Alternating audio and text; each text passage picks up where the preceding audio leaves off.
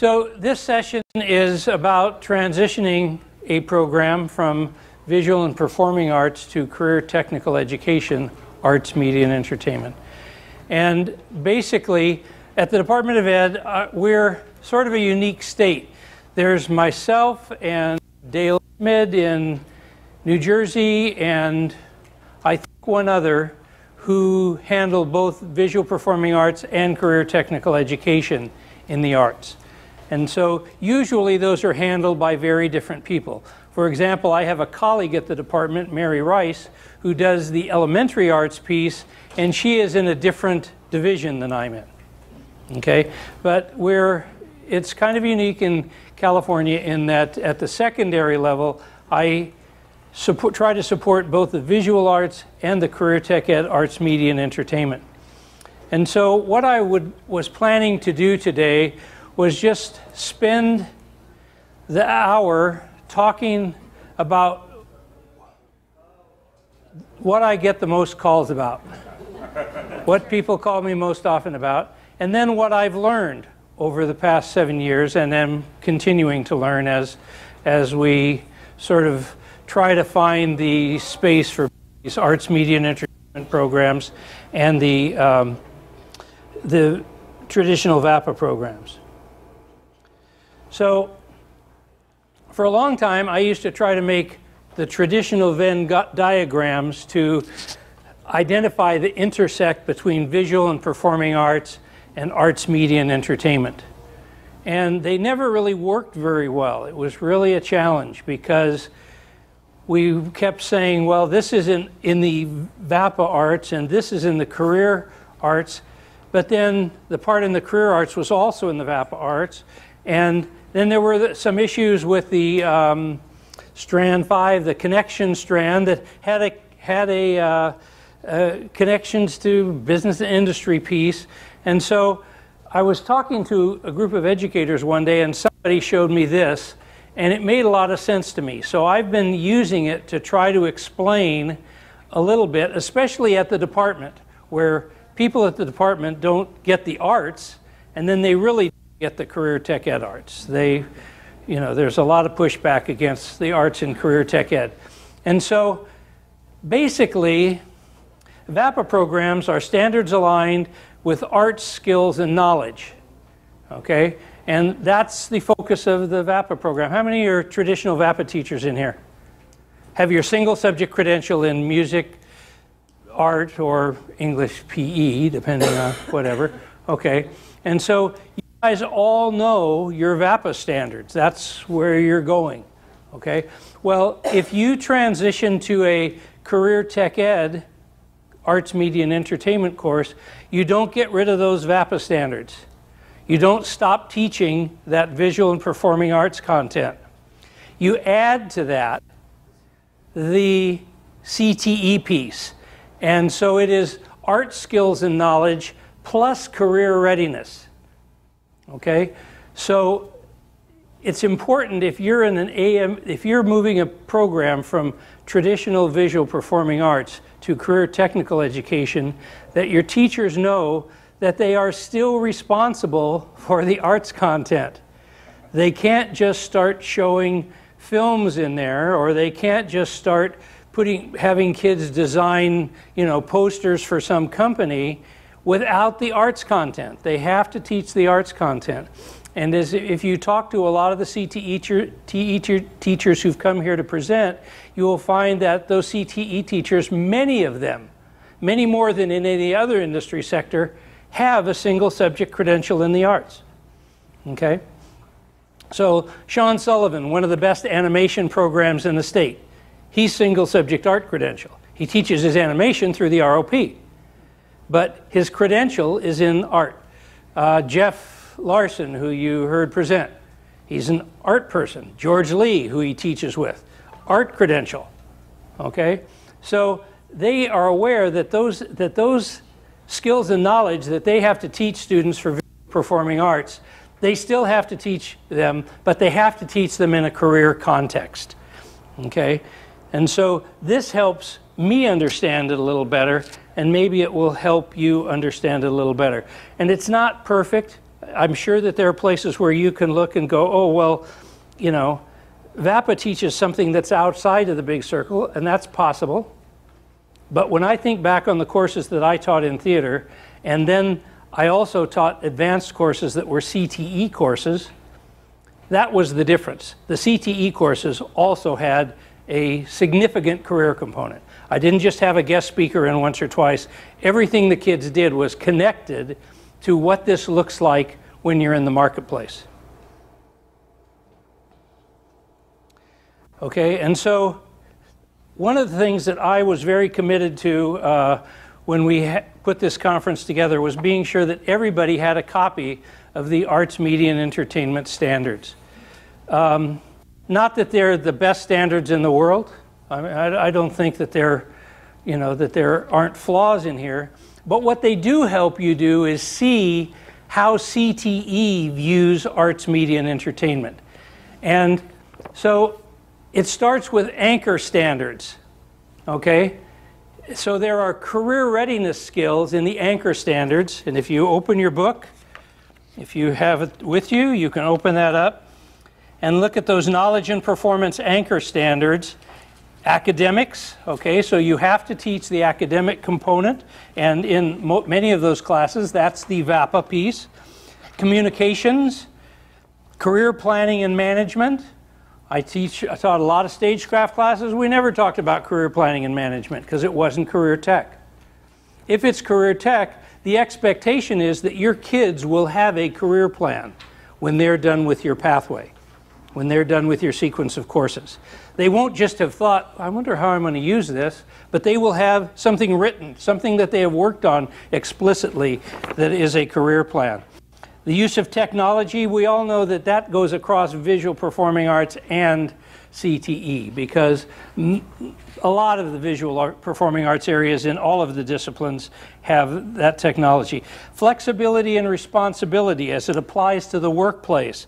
Ethics and legal responsibility. Leadership and teamwork, knowledge and technical knowledge and skills, and then demonstration and application.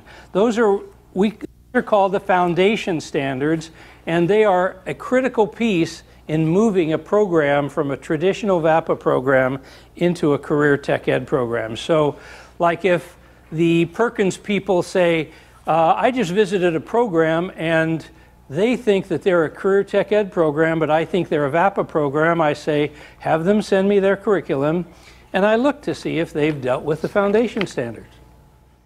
Do the kids have, is there a significant career component to their class? When they're teaching a particular unit, are they connecting that unit to what happens in the workplace?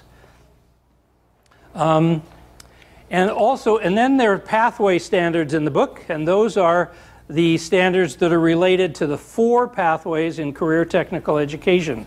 Who can name them? Anyone? Arts, media, and entertainment? No, design, visual, media, arts? Production, managerial arts, performing arts, and game design, right. Okay, so there are standards for each of those. And a lot of the people who worked on those standards were people, if you remember the standards, I'm not sure how many years ago it was, Armelin, maybe, before 2013, they were word for word. They were the VAPA standards. There was no real difference, okay? And that created a huge amount of confusion. When we revised the standards, we tried to lessen the confusion, and obviously there's still confusion, but the hope was that in all of the standards you see now, they will say, as applied in industry. If you're teaching a particular drawing technique, you should be able to pull something from the world of art, of professional art, to demonstrate why that's necessary. Okay, and those are the pathway standards.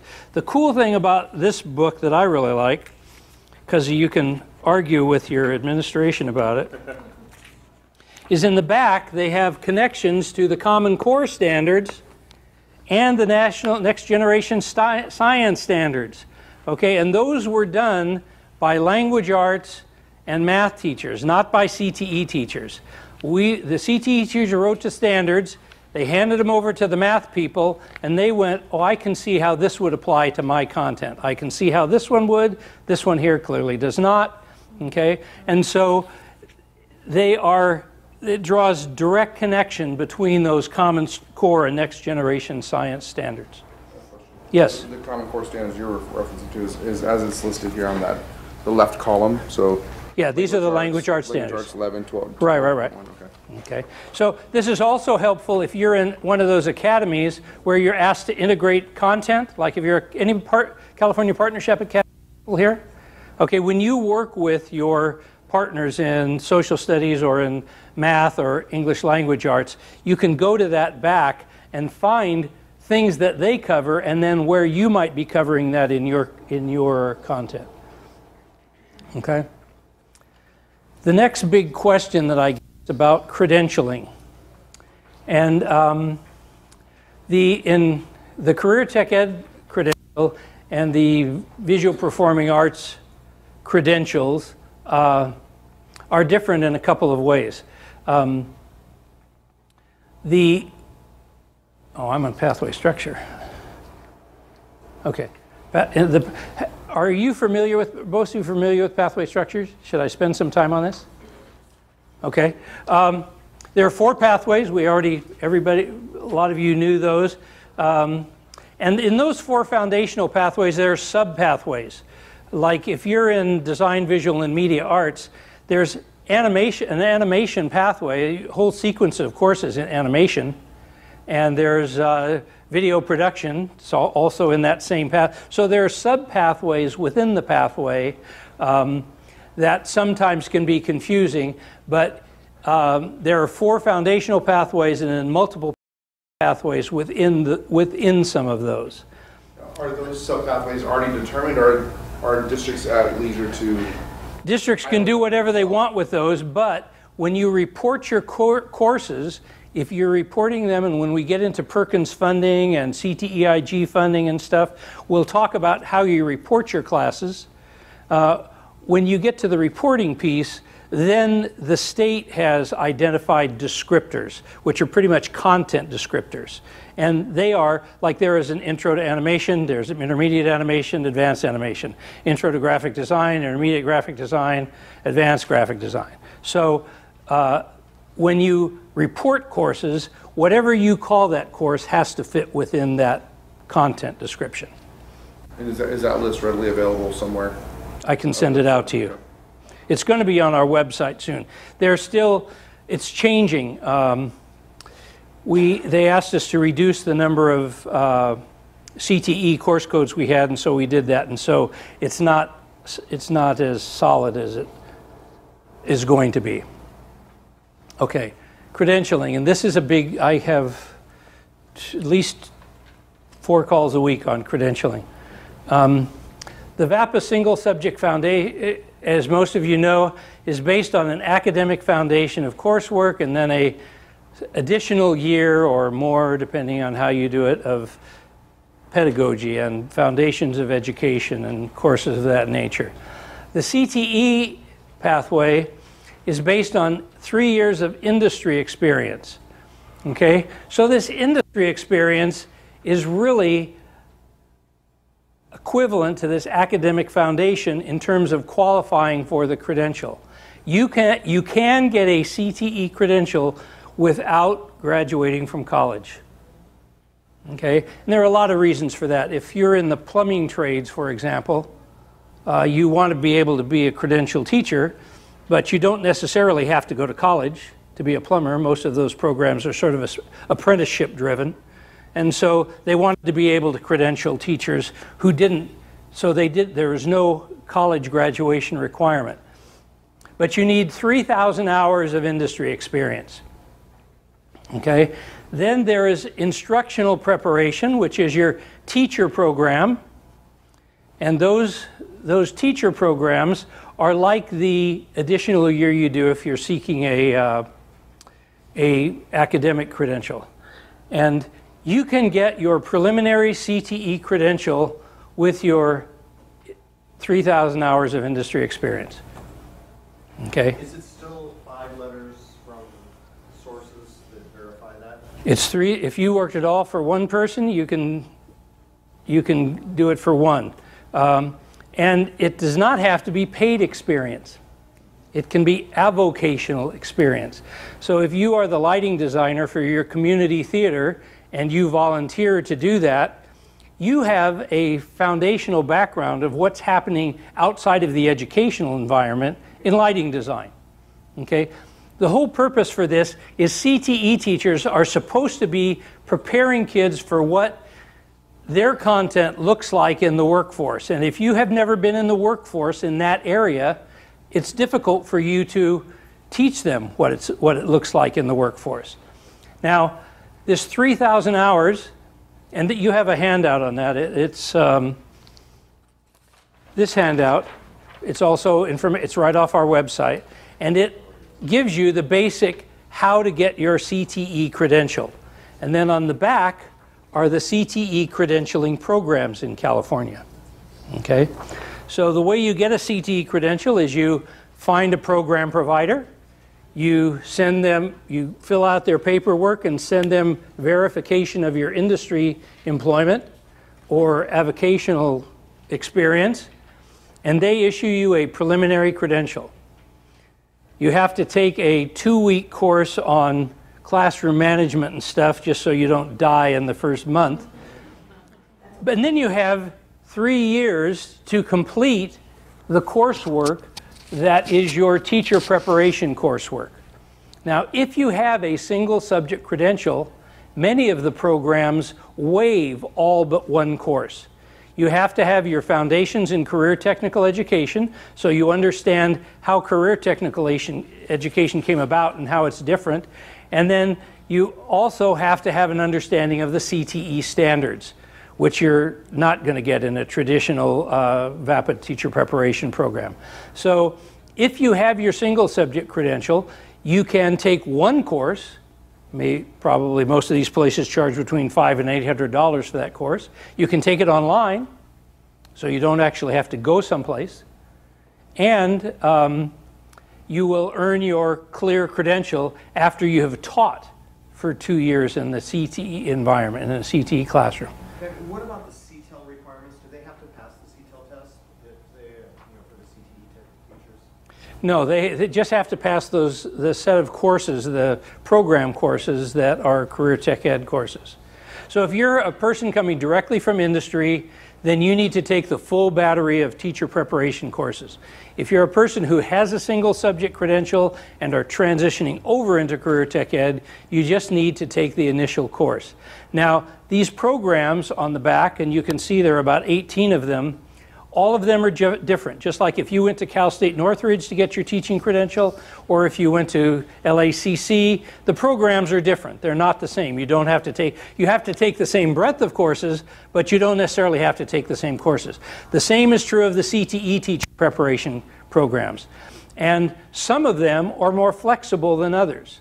So there are some of the programs who will not give you credit for having a single subject credential.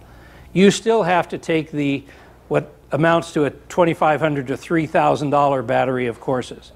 But there are others where you can take that one course. And in some, that single course costs $500, and another one it costs $800. They're allowed to set those prices. So it's important that you shop around.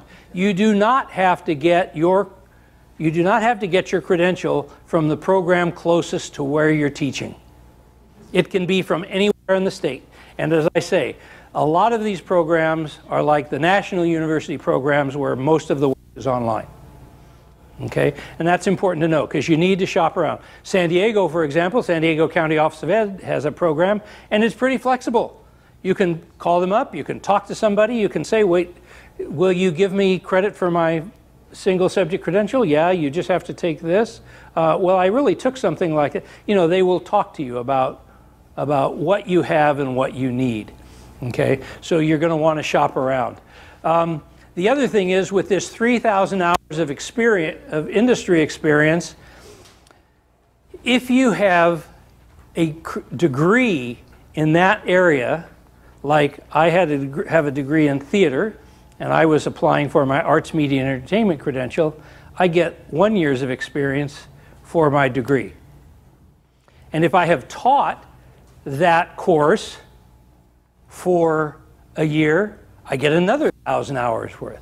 So now I only need 1,000 hours. Which course have you taught? Which course? If you taught a course in that industry sector. So if you taught theater, Right.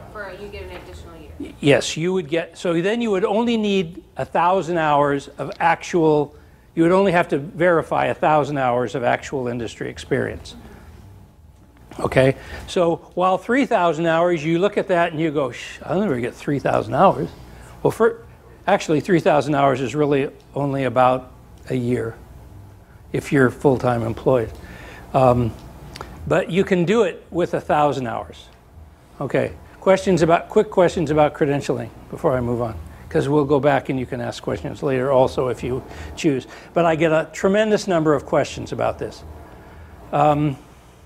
Industry advisory. CTE programs have to have industry advisories. There has to be industry people looking at what you are teaching your kids.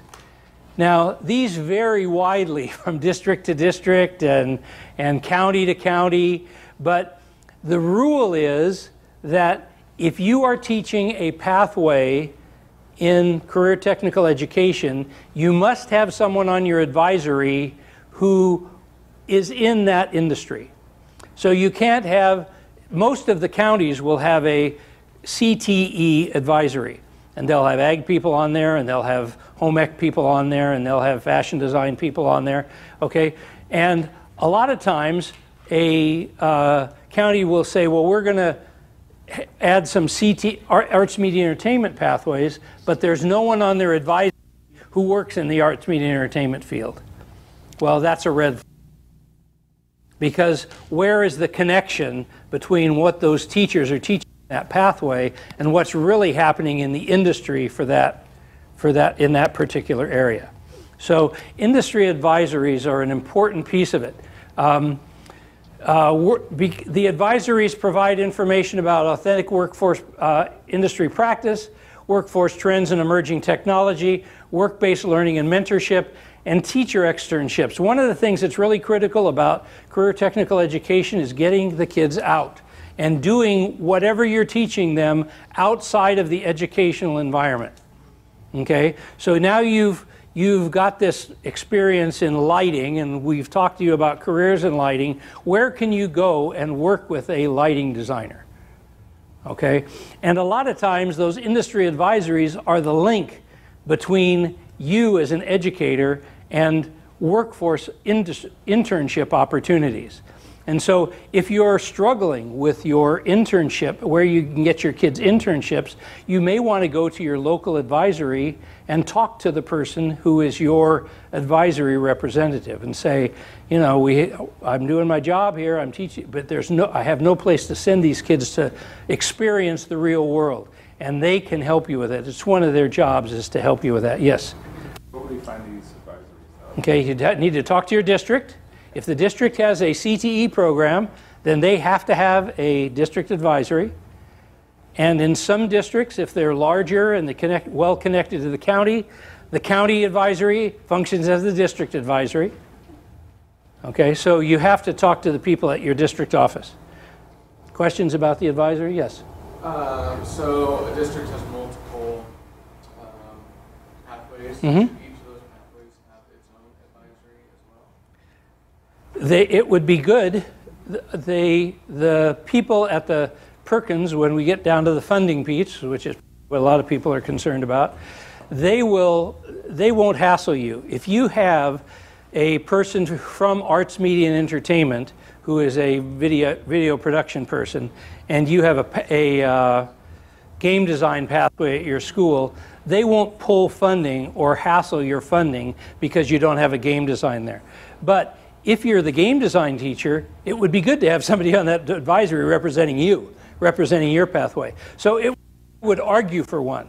I would go to my district and say, you say you want to do this pathway, we need to pull somebody in, a game design person. Okay, this is something if you are when we get to the funding conversation, you're going to hear a lot about. And this is the 50% career component. When I went to the Department of Ed, the first thing I said is, how do you measure that? So here's my curriculum. How do you measure what of that is the career component and what of that is the academic piece? Okay? And I would say that again, if your curriculum has connections to the anchor standards in it, all of those references can be counted as, no one measures. No one says, oh, that's only 48%. But what does happen a lot is that you will have visual performing arts programs that bring in a professional twice a year and take their kids to Universal Studios and say, this is career technical education. Okay? And it's not. And so that's where the whole 50% piece came from, is trying to quantify, being sure that your career component is significant, that it is not something that happens 3 times a semester, but it's the way you teach your content is through that career-focused lens. Okay? So then pathway standards are also important. Direct connection between the arts content you're teaching and industry practice, internship versus work experience. A lot of districts have work experience. I worked at 2 different high schools in LA Unified. Both of them had work experience programs, and neither one of them had anything to do with our CTE programs. Those kids went out and got a job wherever. They came back, they reported to that teacher, who was very often a counselor, once a week or maybe twice a week, and they got credit for work experience. In the CTE world, work experience is really different. If you are in a animation pathway, your work experience should be in some way connected to that animation pathway, or at least to that design, visual, and media arts pathway.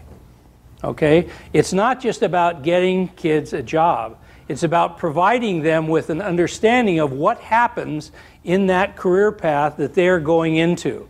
And so I used to have a lot of people who would say, well, we have work experience. Well, yes, but what does that work experience look like? Is it connected to the curriculum in the content areas, in your CT content areas, or is it get a job and we give this employer a curriculum sheet that they don't look at? An internship, California Partnership Academies require an internship by law. Every junior must have an internship. Well, you can imagine that's the hardest element of the law for those academies to meet. And because of that, conversations began to arise about what really is an internship. Do you have to send a kid to a business to have an internship? And so they would say, well, how are your AME people getting these internships? Well, a lot of them satisfied the internship requirement by having outside people come into the classroom. Like Sheldon High School I mentioned earlier, their animation guy. He has weekly meetings, video meetings with Pixar. Okay? And so during those meetings, those Pixar employees analyze his kids' characters. They talk to them about background. Okay? They do all of that stuff. And then the Pixar people give their 11th graders a project. And the students do the project, and the Pixar people, not Sean Sullivan, who's the teacher, evaluate the project, and that counts for them as an externship. Because it is someone outside. It's a work-based experience. You're doing the work at your school site, but the work is something that was assigned to you by someone in business outside of your educational environment, and it is evaluated by someone outside the educational environment. And so if you have internships that look like that, I can fight for you at the Department of Ed. Yes? Something similar to that, just want to see if this would kind of count for something. We have a really large production program where we produce everything in-house, all the major events in-house. So instead of doing homework, I have the kids do what I call field work. But it's all field work opportunities on site. For a select few, we do send them off into real internships with local production houses. But in our specific case, because there's so many kids, would that qualify as with them working for our own events, our own things, our own? If those events. If I had a, we bring in professionals from the industry to kind of work one-on-one with myself. They're friends that work in the industry, and if they were the ones doing the evaluation post-event, would that qualify as? I think it's a good start. I would say that I would get pushback from the department, from the CTE people in the department, is who's assigning that work? Is that something you've assigned? So, like, I use theater when I'm explaining this stuff to the CDE people all the time, and I say, well, if the kids are working on a show for me, they're hanging lights, they're doing all that, doesn't that count? They said, no, that's part of their classwork. Well, what if, and at our school, we had schools who, outside entities, a church, or who would rent our theater. There was a dance company that would use our theater space. If they work for them, is that an internship? Oh, yes. Yeah. So I would say that the critical piece here is who are the kids responsible to? Okay? If they are responsible to that outside entity, that doesn't mean that you don't supervise them. I'm not saying that. But the assignment, the dance company wants this lighting. Okay, and the kids are working for that dance company to put that lighting package together for them. That's an internship. If they're working on your production of Les Mis, it may be a lot harder work or more complex work, but it doesn't function as an internship because you're the assigner and you're the evaluator. Yes? So along those lines, like let's say, what would count as a professional company? Like, could a community theater be just as valued in this as like going down and finding an internship at the Amundsen? Of course, of course. Community theater works if it's outside of the educational environment. Okay? Yes? One more thing to go to that is, what is the, is it expected that the participation rate is 100% of all students? Or? In partnership academies, the ed code says 100%. CTE is different. CTE, we encourage internships, but there's no requirement in CTE programs for an internship. That I may not have made that clear. You can be a CTE program without offering internships. Good CTE programs include internships, but they're not a requirement. California Partnership Academies, which is a particular delivery model, their ed code says all 11th grade students will participate in an internship. And so, yes? For CPA Academy, does this fulfill that internship requirement? So I have students create a 30-minute show every other week for a TV studio. TV studio is requiring the students to put a 30-minute show. However, Yeah, but it's your class, right? it's my class, but they're producing the show at the studio. They're at the studio. They're producing the show. They're putting the segments together. They're doing everything. I think Jerry's going to give you grief about that. I think by Jerry, I mean the Partnership Academy guy. I think he's going to say, no, that's part of your coursework is to do that. If someone else comes in and wants to use your space, and your kids are the camera people and they operate the TriCaster and all that, for that, like all these kids who are here from Millennium, they're getting internship credit for this. Because this is not the Millennium people doing this assignment. The Millennium people are overseeing it and coaching them through it, but they are working for the AME Institute. I'm producing content to give to McCade Studios, which is Millennium Charter School. So you, I'm the Digital Media Arts Academy. okay, so if Millennium comes to you and says, we need X amount of content, and you assign it out to your kids, and you give it back to Millennium, and Millennium is the evaluator, not you. Millennium says, this isn't the quality we need, or you don't have enough of this and the kids have to go redo it. That's what happens in industry. So that you can count, I would say that you could count as an internship. Okay, and again, when I say this, if you're doing that, then I can fight with Jerry about it. Then I can sit down with him and say, you know, wait a minute here. No, there are no places for them to send their kids, but they are doing work that is outside of their traditional academic setting. Yes? Just clarification. So let's say another school in your district wants you to do work for them, and you produce the work. Yeah, I mean, there are districts where, for example, one school is the production hub. And so they job their musicals into that place, and you do all the technical work.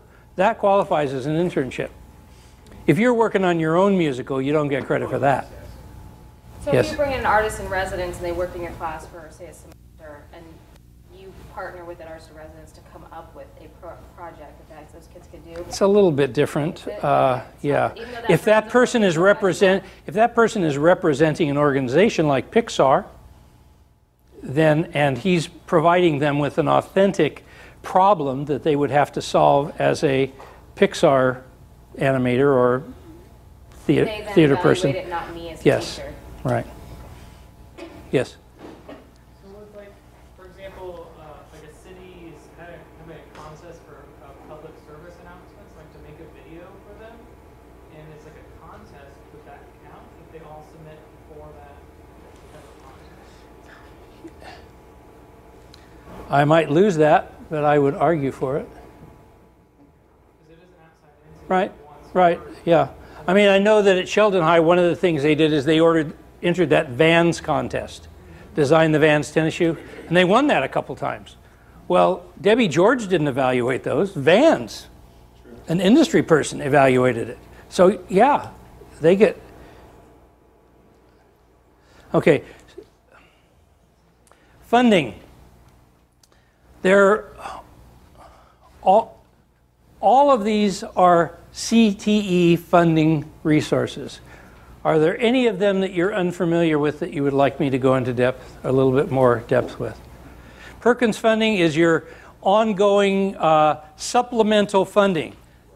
Now with the new administration in Washington, and everything is sort of up for grabs. But the bottom line is that Perkins funding has always been supplemental funding. If you do not have any district funding, you cannot get Perkins funding. You can't fund a program in any pathway solely on Perkins. Your district has to provide some funding, or your ROP, if you're an ROP. Okay, so this has traditionally been the largest source of state funding, and is still the largest source of ongoing state funding.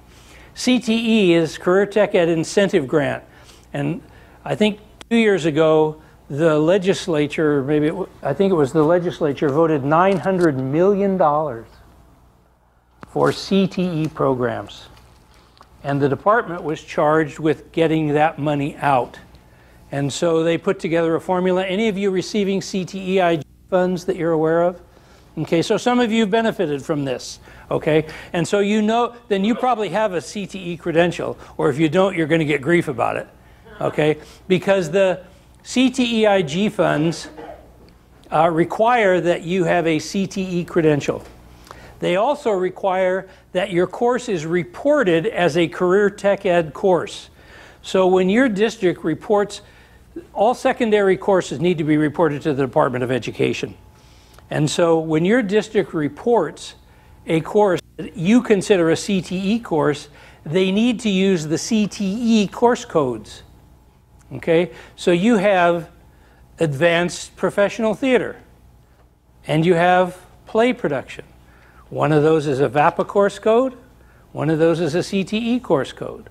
And so if they come to audit your funding, they're going to say, you're not reporting that as a CTE course, and so we can't fund it as a CTE course. So the course codes become important when you're looking at these funding sources, okay? Because the courses need to be identified by your district as CTE courses. And this also can raise some red flags at your district.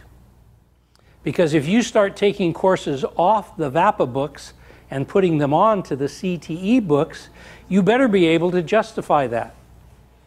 Your district, they need to be part of your district CTE plan. They can't just be moved over so you can get the funding. In 2010, there was a round of Prop 1D funding. Schools could apply for $3 million per school site to improve their career tech ed facilities. And we had a lot of VAPA programs saying, what do we have to do to be CTE? I said, well, is your teacher CTE credentialed? No. Well, they should get a, do they have, and at that time, if they had industry experience, if they could justify, if they could demonstrate the industry experience, they didn't actually have to hold the credential. That was in 2009, I think it was 2010. Now, they have to have the credential. The courses have to be reported as CTE courses, okay? And you have to meet the guidelines. So one of these sheets that I think is going to be really useful to you is this Perkins 5 sheet. The Perkins unit is a whole separate unit from me. These are people who monitor and provide guidance on the use of Perkins fundings. And they also, when they gave out the CTEIG money, they gave it to them to administer. And so they essentially use these same guidelines to look at your CTE funding. And so when you go through there, you can see what they consider to be career technical education. And it's off of this sheet that you get the information about the must have a CTE credential teacher, course must be reported as career technical education. And if you are a CTE program, I would strongly suggest that you have what's called a program of study, okay? And a program of study is one of the things that is a valuable weapon in the funding battle. If you get into it with the Department of Education on whether or not you are a CTE program, and you can whip out your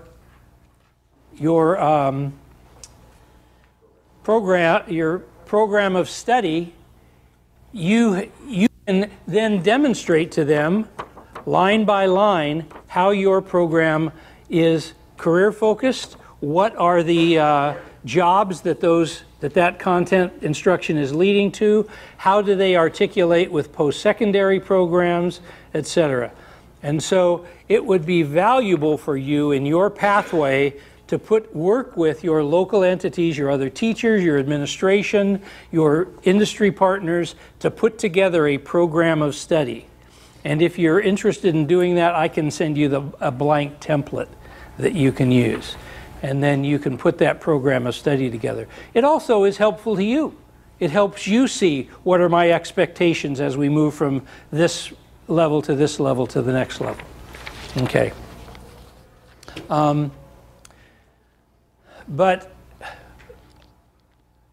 Prop 51 is the funding they're talking about in the other room. And that is the same as Prop 1D. So probably by next fall, there will be an RFA go out to districts saying that there is Prop 1D money available to improve your career technical education facilities. And that will probably be, like it was last time, $3 million in matched funds. So for every dollar your district spends to improve its CTE facilities, the Prop 51 will give you $1.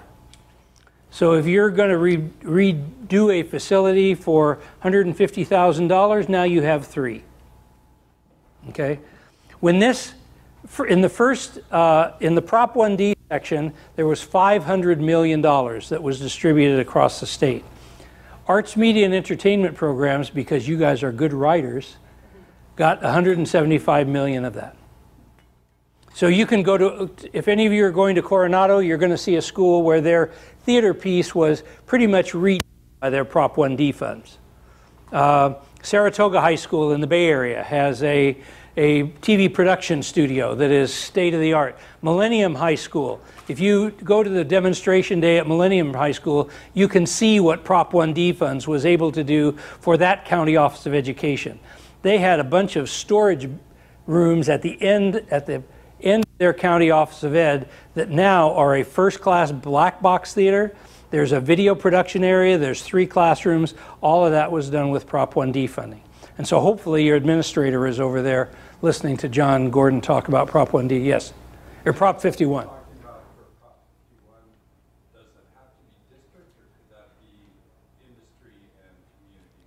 It can be industry and community match, but it has to be a dollar match. So if you have a community partner that's going in with you, so the local YMCA wants to start a theater program, so they come to the district and say, at University High School, could you guys, if we gave you this amount of money, could we create a co-used facility?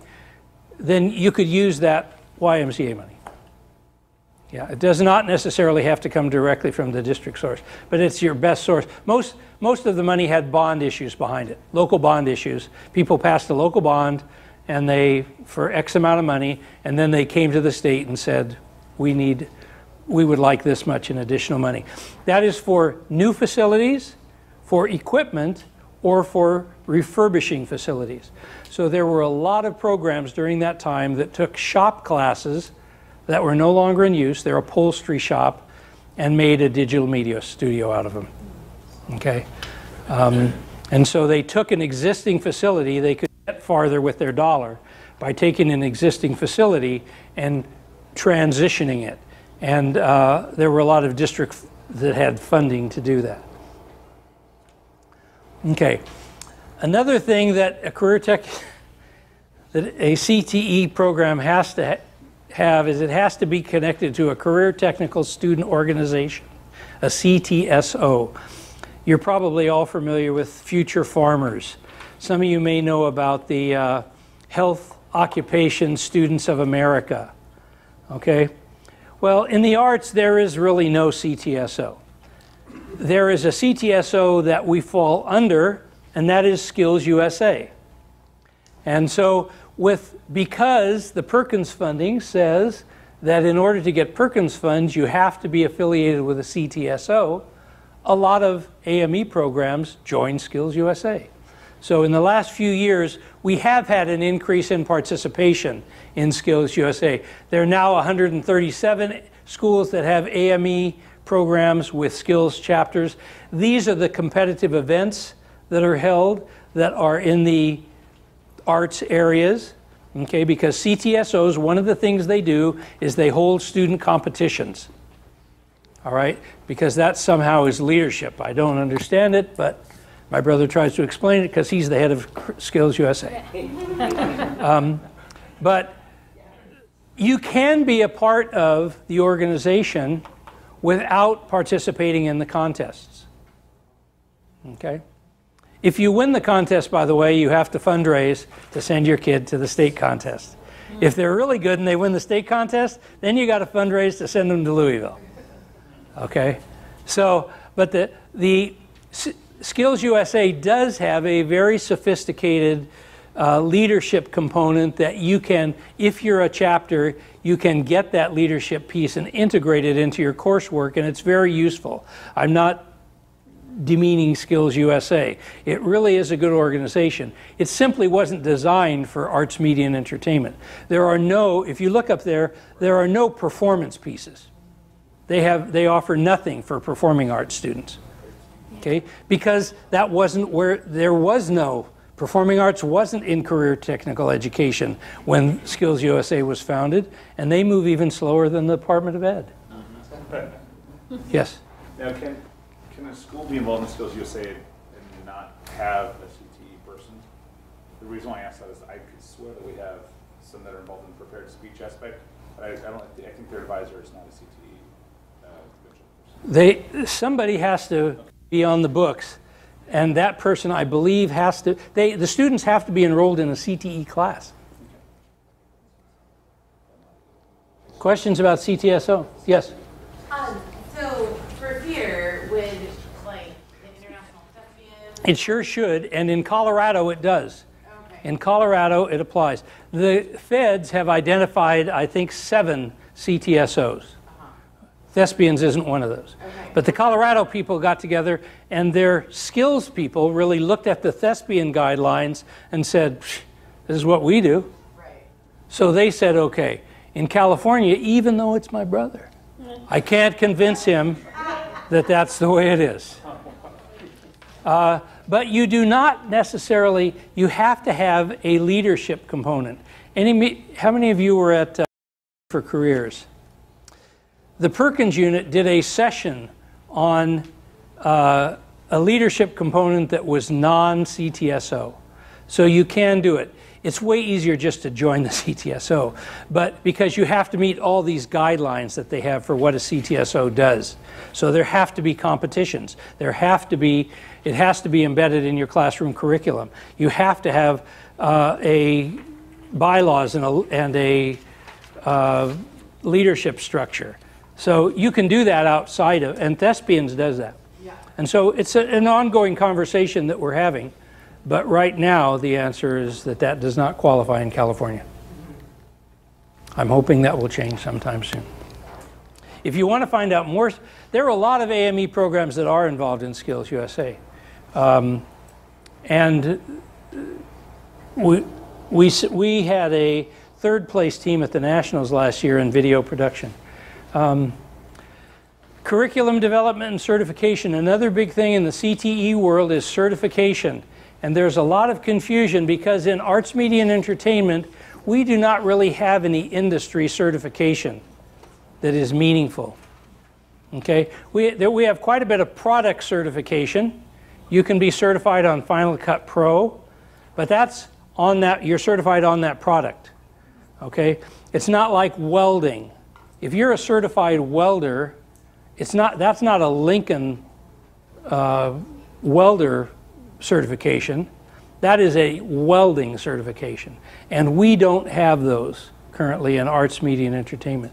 There are organizations that offer those. There's an organization called NOCTI that offers a limited number of certifications in audio video areas. They also have a stagecraft certification that they worked on with a California educator. What is that again? NOCTI, N-O-C-T-I, if you Google it. There's an organization called Precision Exams that offer certifications in some of our CTE pathways, but none of them are generally regarded by industry like a certified welder is regarded by the welding industry. Yes, Armin? So I was just thinking about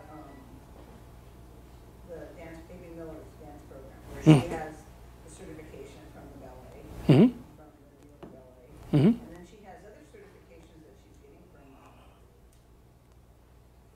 what's that, publisher, starts with a C. Prentice Hall. Prentice Hall. Yeah, they're coming out of England, Yeah. doing those certifications in all the various dance. Yeah, we looked at the Lambda, for example, the Lambda certifications in theater. And those aren't very widely given. Now she's certified, but is she certifying students? No, they're coming out and they do the certification. Okay, of her students. That's a great example. Please send me that. Okay, because I need to start to collect those. And they need to be non-product specific. If they're product specific, those, I'm not saying they're not good, because if you go to a job and you say that I'm Final Cut Pro certified, that means something to them. But it is a product-based certification as opposed to a industry-level certification like Armelin's talking about, where it is an industry entity that respects that. So if you take that, what school is it? Let's say the Boston Ballet, okay? If you say that you're Boston Ballet, you've passed their certification test, and you go to the Tulsa Ballet, they go, oh, okay? That is an industry certification, all right? So that's sort of the difference there. And certification, Perkins funding is going to be tied, in the next couple of years, Perkins funding is going to be tied to certification. You will have to have certification in order to get Perkins funds. And so we're working to develop those certifications. Yes? For like a commercial dance field, would an agent being signed by an agent be a certification? No. No, it'd be good though if you're signed by an agent. You don't need to worry about the certification. But no, that itself doesn't qualify. A certification is a test. It can be a performance test, but it's a test that's given, that is identified by the industry as demonstrating competency to a particular level in that industry. It has to be more of a written test. No, it can be a performance test. They can have to dance to get it.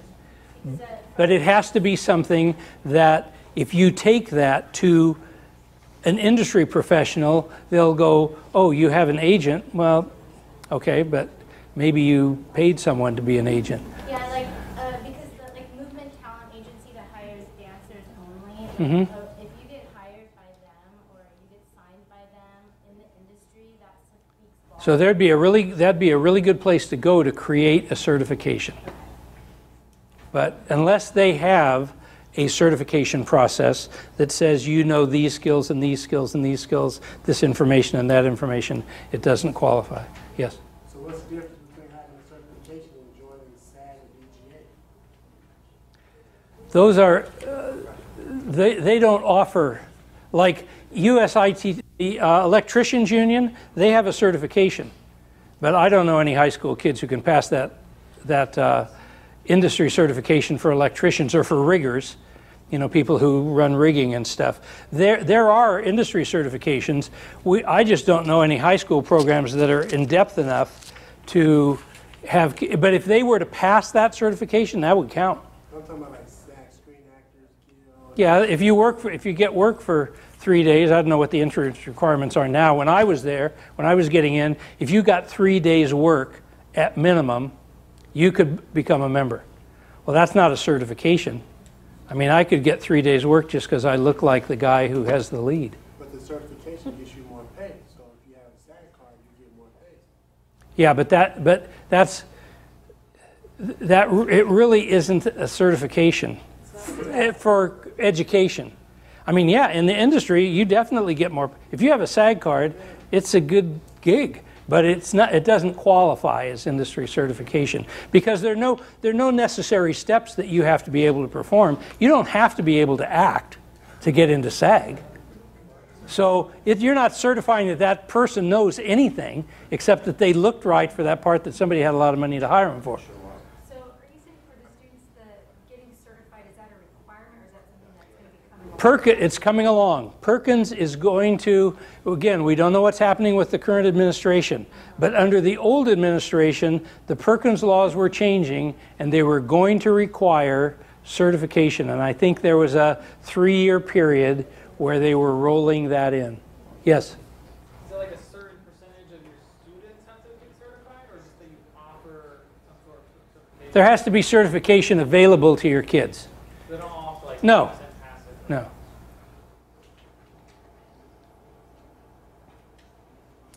Okay, and then the last sheet you have is the model demonstration sites, and I would urge you all to take advantage.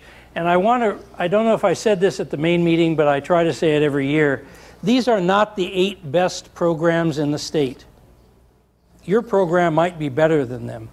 But what they are is programs where we have gone and seen that they meet the career tech ed criteria. Okay? And most of them you have to have more than one pathway, more than one of the AME pathways. But again, we have multiple delivery models. There are comprehensive high schools. There are schools within schools. If any of you are going to Coronado for their demonstration day on Wednesday, that is a school within Coronado High School. There are large charters,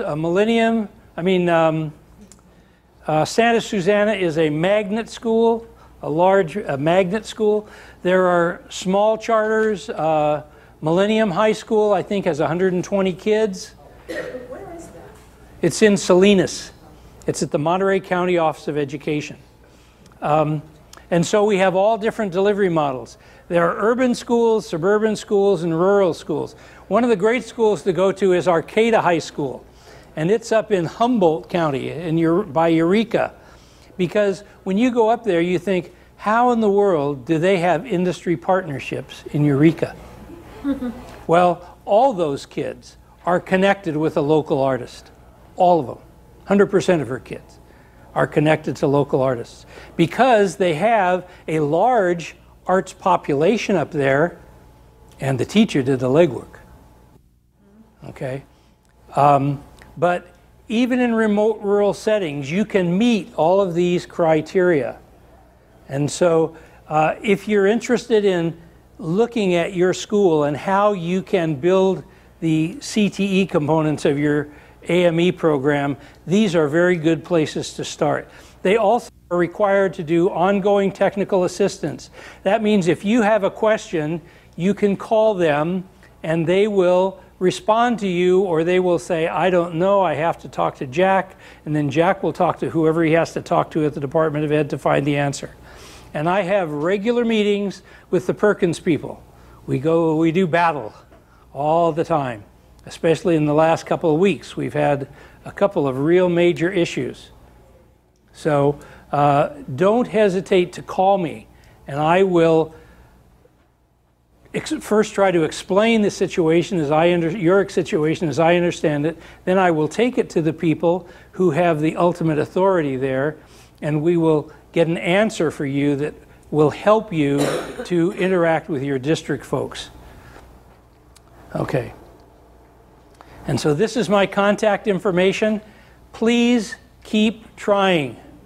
Okay, there's only one of me. In agriculture education, there are 88,000 kids. I probably said this in the general session.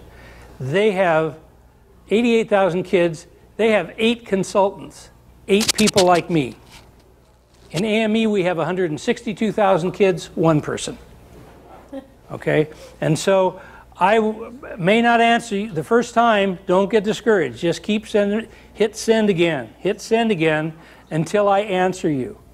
Okay, and I will do my best to get to you as quickly as possible. But you can also reach out to the demonstration sites because they are amazing resources. And I urge you to go to the demo days because those are free. All you need is your sub. And Perkins can cover that. CTEIG can cover that. Okay, if there are not any other questions, okay? Thank you very much. Appreciate your time.